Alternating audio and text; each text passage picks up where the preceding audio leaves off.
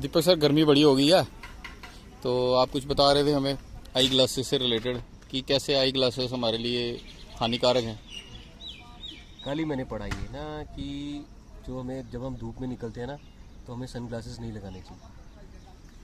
तो अब ये क्यों नहीं लगाने चाहिए सन ग्लासेस, हमें पता है आपको? नहीं सर, बिल्कुल नहीं पता, बताओ ज़रा।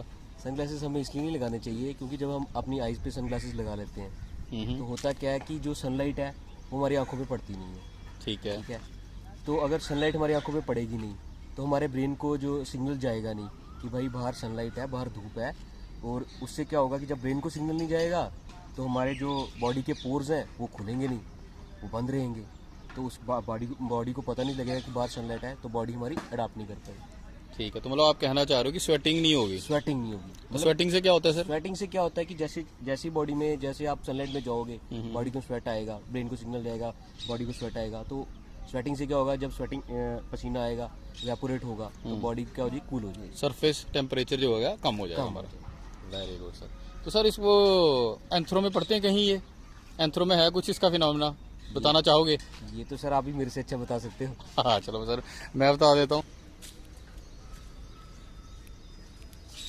देखो सर, एंथ्रोपोलॉजी में आपने 1859 में डार्विन ने बुक लिखी थी, on the origin of species by the way of natural selection. Natural selection में क्या होती है कि नेचर सेलेक्ट करती है। ठीक है, हमारे जो ट्रेट्स होते हैं ना, जो एडवांटेजेस ट्रेट्स होते हैं, उनको नेचर सेलेक्ट करती है। तो अगर मैं जैसे गर्म इलाके में रह रहा हूँ तो गर्म इलाके में रहने के लिए देखो, जिसकी बॉडी में स्वेटिंग ज्यादा है उसका शरीर इतना क्या हो रहा है, ठंडा हो रहा है, तो ऑटोमेटिकली वो एक ट्रेट हमारा क्या हो जाता है, एडवांटेजेस होता है। आपने अगर न्यू एवोल्यूशनिज्म की थ्योरी पढ़ी है तो उसमें भी जो जूलियन स्टीवार्ड है, ठीक है, तो उसने थ्योरी दी आपकी मल्टी लीनियर एवोल्यूशन की। मल्टी लीनियर एवोल्यूशन क्या है, उसमें भी यही है, वो बोलता है कि हमारी जो इकोलॉजी है, हमारा जो एनवायरनमेंट है, ये डिराइव करता है कि हमारी बॉडी में कौन से ट्रेट्स कौन से अच्छे हैं, कौन से बुरे हैं। अगर मैं गर्म इलाके में रह रहा हूँ ना सर, तो जो मेरे स्वेटिंग वाले ट्रेट्स हैं, जो मेरे सरफेस टेम्परेचर को रिड्यूस करेंगे, कम करेंगे, ठीक है, वो मेरे लिए फायदेमंद है अगर मैं गर्म इलाके में रहूँ।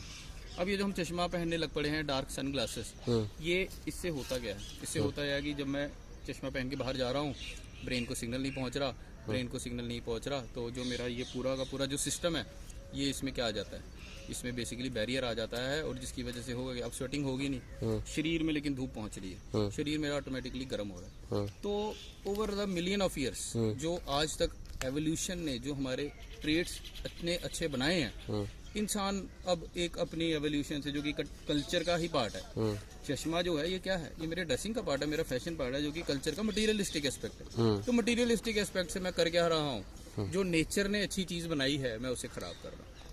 ठीक है, तो इससे होगा क्या, आने वाले टाइम में ये जो ट्रेड बना है ये और इससे और बीमारियां लगेंगी, और इंसान जो गर्म इलाके में रह रहा है उसको प्रॉब्लम्स आना स्टार्ट होगी। तो इस तरीके से आप किसी भी कंसेप्ट को एंथ्रोपोलॉजी से रिलेट कर सकते हैं। Thank you.